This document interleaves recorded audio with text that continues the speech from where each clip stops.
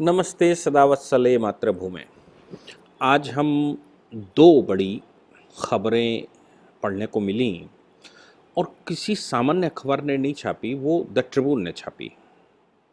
पहली ये कि कनाडा में एक बड़ा ड्रग रैकेट जो पंजाबी हिंदुओं का है, पंजाबी हिंदू से मतलब जो पंजाबियों का है, जो सिख में रहते हैं, हम वो कनाडा में रहते हैं। हम सब जानते हैं कि पंजाब की एक बहुत बड़ी आबादी कनाडा में रहती है।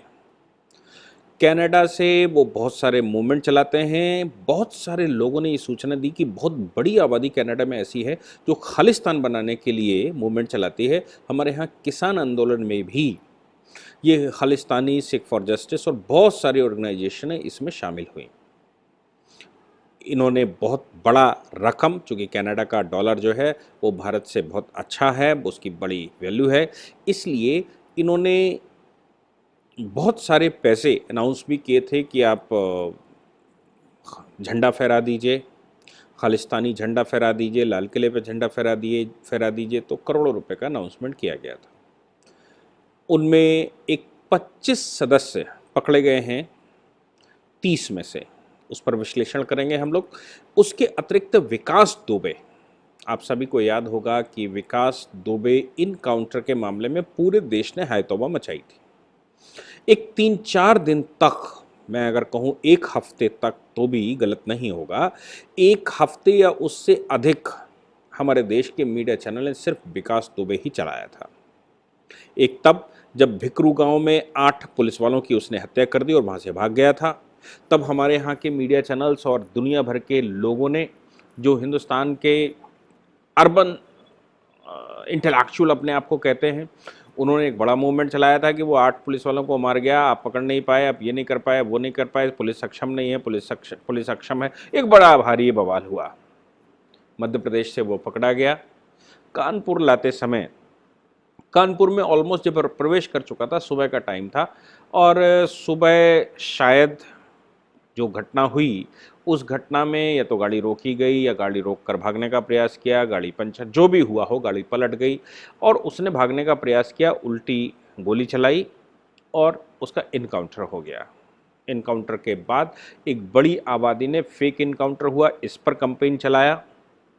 बड़ी आबादी ने ब्राह्मण इनकाउंटर हुआ, इस पर कंपेन चलाया और ब्राह्मणों का ब्राह्मणत्व एकदम जाग गया। एक क्रिमिनल के लिए जिसने अपनी लाइफ में ब्राह्मणों के अलावा किसी को मारा नहीं, ब्राह्मणों की प्रॉपर्टियां जिसने कब्जा करके रखी, पूरा इलाका जिससे परेशान था, पुलिस थाने जिसकी जेब में हुआ करते थे, संतोष शुक्ला जैसे बड़े केंद्रीय राज्य के मंत्री की हत्या जिस आदमी ने की हो, थाने में बैठकर की हो, ऐसे व्यक्ति की लिए संवेदनाएं भारत में ही हो सकती हैं, कहीं और नहीं हो सकती। भारत के ही अर्बन नक्सल्स ऐसा कर सकते हैं और कोई नहीं कर सकता है। उनके लिए भी जो इंक्वायरी कमेटी बिठाई गई थी, खासतौर से 5 पीआईएल, एटलीस्ट 5 पीआईएल उसके पक्ष में फाइल की गई थी उसकी मृत्यु के बाद, और ये सिद्ध करने के लिए फाइल की गई थी कि विकास दुबे का फेक इनकाउंटर हुआ है और यूपी पुलिस उसमें दोषी है। ये सब कुछ हमारे देश में चला। इस पर एक एसआईटी का गठन हुआ। सुप्रीम कोर्ट के रिटायर्ड जज honourable justice BS Chauhan, honourable justice Agarwal, जो इलाहाबाद हाई कोर्ट के जज हुआ करते थे, रिटायर्ड जज, और इसके अतिरिक्त पूर्व डीजीपी उत्तर प्रदेश केएल गुप्ता, इनकी एक, शशिकांत अग्रवाल, केएल गुप्ता और ऑनरेबल जस्टिस बीएस चौहान की अध्यक्षता में एक एसआईटी बनाई गई थी। भाई पता करो वाकई में जो लोग चिंता जाहिर कर रहे हैं वो उनमें कितनी जान है। ऑनरेबल जस्टिस बीएस चौहान, ऐसी ट्रिब्यून ने खबर छापी है कि ऑनरेबल जस्टिस बीएस चौहान ने अपनी 8 महीने में जो इन्वेस्टिगेशन किया एसआईटी ने, उसकी रिपोर्ट उत्तर प्रदेश पुलिस को सौंप दी है। हालांकि इस विषय पर उत्तर प्रदेश के additional chief secretary honourable Awanish Awasthi ji से वार्ता पूछा गया तो उन्होंने कोई कमेंट करने से मना कर दिया। लेकिन ये कहते हैं कि इनके पास सूत्र हैं, द ट्रिब्यून कह रहा है कि मेरे पास सूत्र हैं, ये मैं ऑनलाइन वेब पोर्टल की बात कर रहा हूँ। इन्होंने कहा कि हमारे पास सबूत हैं और हमारे पास सूचनाएं हैं कि ऑनरेबल जस्टिस BS चौहान ने अपनी रिपोर्ट सबमिट कर दी है और उस रिपोर्ट में उत्तर प्रदेश पुलिस को क्लीन चिट दे दी गई है। क्लीन चिट देने का मतलब ये बताया गया है कि उत्तर प्रदेश पुलिस ने कोई भी फेक इनकाउंटर नहीं किया, ये इनकाउंटर एक रियल इनकाउंटर था और उसने, विकास दुबे ने भागने का प्रयास किया और पुलिस के ऊपर गोलियां बरसाईं, पुलिस की ही रिवॉल्वर छीनकर पुलिस के ऊपर हमला किया, जिससे बचने के लिए पुलिस ने इनकाउंटर किया। गाड़ी धोखे से पलट गई थी और वो गाड़ी से निकलकर भागा। इस पूरे घटनाक्रम में 5 से 10 मिनट लगे। इस 10 मिनट में ही सब कुछ हुआ। ऑनरेबल जस्टिस BS चौहान की रिपोर्ट तो जो कह रही होगी वो कह ही रही होगी, लेकिन मैं कहना चाहता हूँ कि 10 मिनट के टाइम में, और वो भी सुबह का टाइम लगभग 7 बजे जब उजाला हो चुका, और कानपुर शहर के अंदर ये कहते हैं, लोगों ने कहा कि नहीं वो प्लांट किया गया था।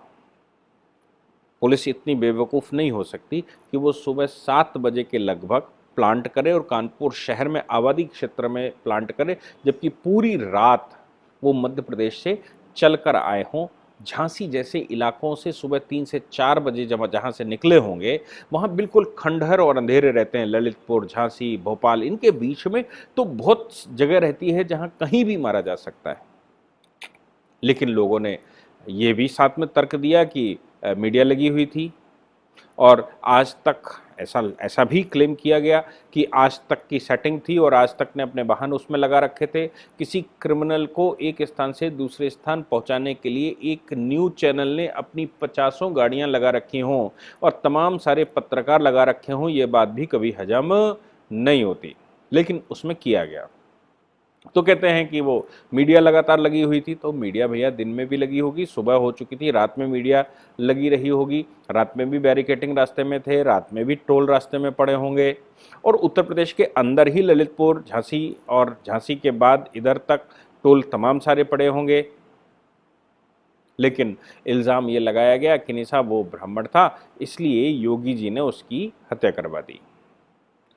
ऑनरेबल जस्टिस BS चौहान की रिपोर्ट कहती है कि इसमें सरकार का, इसमें पुलिस का कोई दोष नहीं है और ये क्लीन हैंड है, पुलिस क्लीन हैंड है, और ये दिन का मतलब ये तो हजम ही नहीं होता कि उस समय पर इनकाउंटर हुआ। खैर, दूसरी खबर जो अपने पास कनाडा से आई थी, देखिए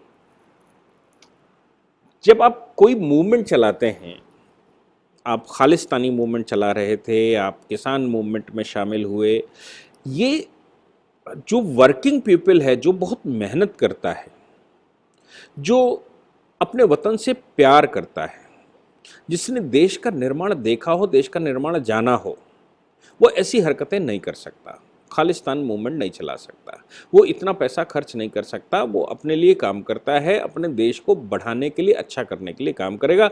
बहुत बड़ी सिखों की आबादी हमारे यहाँ सिख अलाई रेजिमेंट है, उस रेजिमेंट में काम करती है, जो देश की सुरक्षा करते हैं, अपने सीनों पर गोलियां खाते हैं। लेकिन उसके साथ साथ एक बड़ी आबादी ऐसी भी है जो कनाडा में शिफ्ट हो गई और विदेशी प्रभाव में भारत में गतिविधियां चलाती है। क्या मैं कहूं कि ये जो इंटरनेशनल ड्रग रैकेट पकड़ा गया, इसमें 30 लोग पकड़े गए। इन 30 में से 25 पंजाबी ओरिजिन के भारतीय थे, कनाडियन थे, भारत के नहीं, कनाडियन थे, जिनका पंजाब ओरिजिन है और पंजाब से उनका आना जाना था। भारत की कुछ एजेंसियों ने भी उसमें पार्टिसिपेट किया, लेकिन ये बड़ा international drug agency, international drug racket का खुलासा बहुत सारे देशों की, कनाडा और हिंदुस्तान की पुलिस और बीच में कई देशों की पुलिस, इंटरनेशनल पुलिस या इंटरनेशनल जो इंटरपोल रहता है, उनकी मदद से इनको गिरफ्तार किया गया है। होता क्या था, कैसे करते थे, सोचकर आप बड़े हैरान रह जाएंगे। यहाँ से जो धार्मिक पुस्तकें जाती हैं, यानी कि पंजाब से धार्मिक पुस्तकें जो कनाडा जाती हैं, उन धार्मिक पुस्तकों के बीच में होल करके सामान ले जाया जाता था।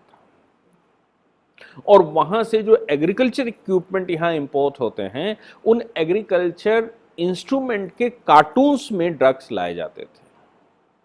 पंजाब तो हम सब जानते हैं कि ड्रग्स के मामले में पंजाब पूरा कितना बदनाम हो चुका है। पिछली सरकार भी सिर्फ ड्रग के नाम से ही गिराई गई थी या गिर गई थी।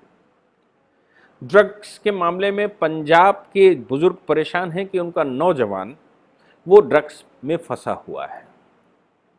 लेकिन अब खालिस्तानी मूवमेंट चलाना है, सिख फॉर जस्टिस टाइप के संगठन चलाने हैं, तो उनके लिए धन चाहिए। उनके लिए धन कहाँ से आए? तो ड्रग्स की सप्लाई करना, यूथ को बर्बाद करना, और फिर यूथ को बर्बाद करके यूथ का मिसयूज करते हुए इस प्रकार के मूवमेंट चलाना और भारत सरकार के विरुद्ध कुछ काम करना। Thanks to the Modi government, जिन्होंने इतनी तेजी से रिस्पॉन्ड किया, जिन्होंने इतनी तेजी से इस पर एक्शन लेना शुरू किया इन लोगों के खिलाफ। हालांकि मोदी सरकार इन पर वॉच 2 साल से किए हुए थी, कैनेडियन गवर्नमेंट्स के साथ कोऑपरेट करके किया जा रहा था। इंटरनेशनल जो ड्रग ट्रैफिकिंग एजेंसियां हैं, जो ड्रग्स को पकड़ती हैं, उन इंटरपोल वगैरह के साथ 2 साल से लगातार मोदी सरकार काम कर रही थी। अब जाकर इनको पकड़ पाई। और जून 2000, मैं आपको बता दूं, जून 2018 से काउंटर इंटेलिजेंस टीम काम कर रही थी। पकड़े गए और हिंदुस्तान का नाम इन्होंने बदनाम किया। लेकिन जो भी हुआ, मुझे लगता है कि कनाडा में और बड़े मूवमेंट चलाने की इस समय आवश्यकता है। क्यों? क्योंकि इस प्रकार के देश की छवि खराब करने वाले लोगों के खिलाफ सख्त कार्रवाई होनी ही चाहिए। और ये लोग जो ड्रग्स का खेल खेलते हैं हिंदुस्तान, कनाडा, यूएस के बीच में, ख़ासतौर से इस ड्रग के रैकेट में 3 कंट्री शामिल थे, यूएस, कनाडा और इंडिया के पंजाबी पंजाबी बंधु।